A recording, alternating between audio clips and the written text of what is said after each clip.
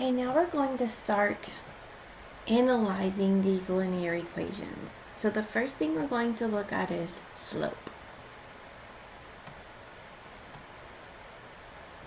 The slope of a line is how a line is slanted, and you can define it as the change in the y's over the change in the x's. You also can call it rise over run. So our slope formula is right here.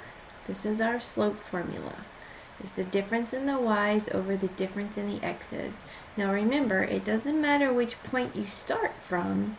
However, if you choose this to be your point 1, then use this as your x1 and your y1. Don't start mixing up your x from this point and your y from this point, or vice versa.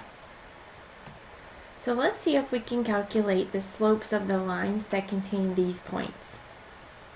Look at A. We have this point, 7, -1, and we have -3, -2.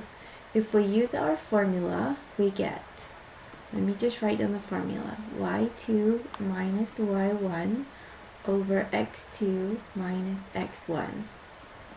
So your slope is going to be, let's let this be point number 2, and let's let this be point number 1. So y2 minus y1 over x2 minus x1. You just simplify it.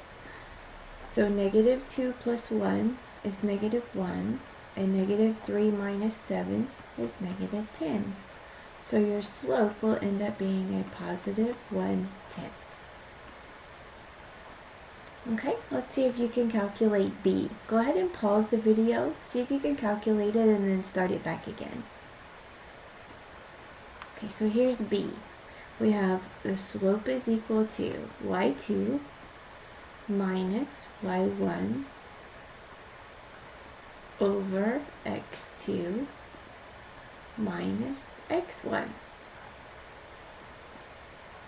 There are lots of different ways that you can calculate this. For our class, we're using graphing calculators anyway, so you can just punch it straight in your calculator and then tell it to turn it back to a fraction. -1 minus 3, -1 minus 1/3, and then change it back to a fraction and you get -4/3 over 5/4 minus 2. Change it back to a fraction. So it's -4/3 over a -3/4. Well, that's interesting. Do you remember how to divide fractions?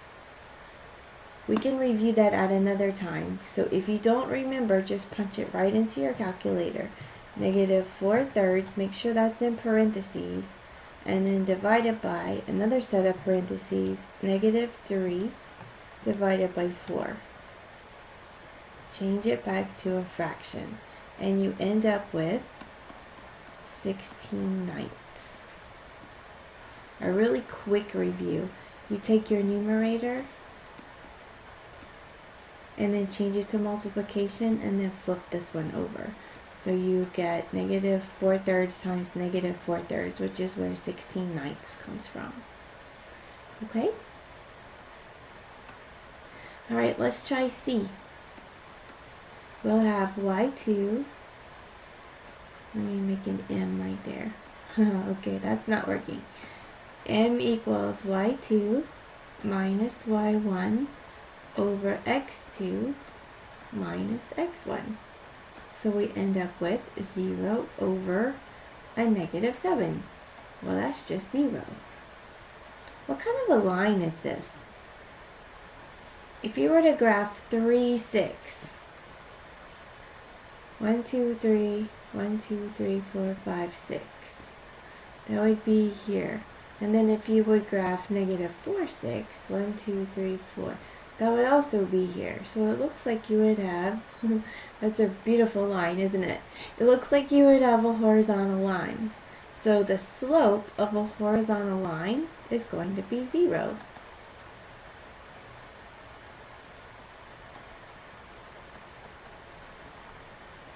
Okay, moving on. Determine the slopes of the lines defined by the following equations. Well, before we do that, we have to remember this form, y equals mx plus b. If we know this form, then whatever the m is going to be our slope. So what we need to do is solve this for y. So we're going to subtract the 5x from both sides. So negative 2y equals negative 5x plus 10.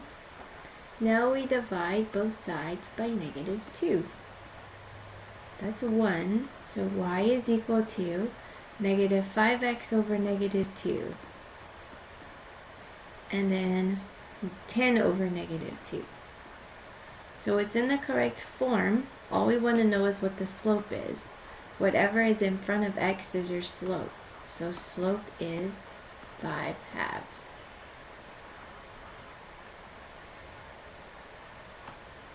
Okay, next one.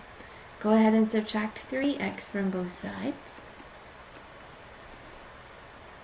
So 4y equals negative 3x plus 7. Divide both sides by 4. So y is equal to negative 3/4 x plus 7/4. That's an ugly 7. Okay, so your slope is whatever's in front of x, so your slope is going to be a negative 3/4.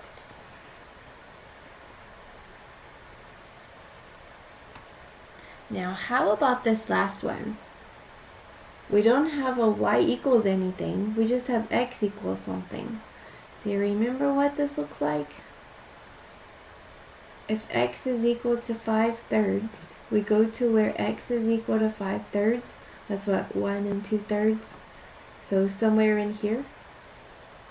And we draw a vertical line. Now the slope of a vertical line is undefined. I always think about slope being like a hill. So if you have a positive slope like this one, you're going uphill. This is a negative slope, so you're going downhill. And then if you have a zero slope, that's like the floor, like the previous, on the previous page, this one. It's like the floor. You have a horizontal line, so it's easy to walk across the floor. But on this one, it's kind of like the wall. It's really difficult to walk up the wall, right? So that's how I can remember that the slope of a vertical line is undefined, because I can't walk up a wall. Just my way of remembering it. Okay, the slope-intercept form of a line is what we just talked about. It's this, y equals mx plus b.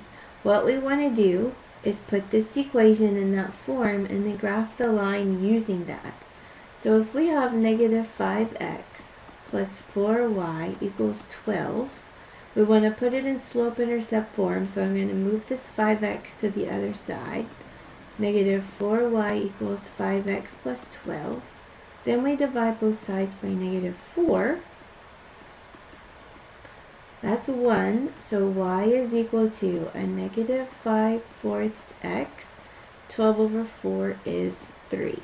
This is telling us that the slope is negative 5/4 and the y-intercept is this number. So the y-intercept is 0, 3. So we go up to 0, 3, put a point, and then we go down 5, so we rise negative 5, and we run 4. So that'll be 1, 2, 3, 4, 5. 1, 2, 3, 4. You rise negative 5, you run 4. You can go the other way too.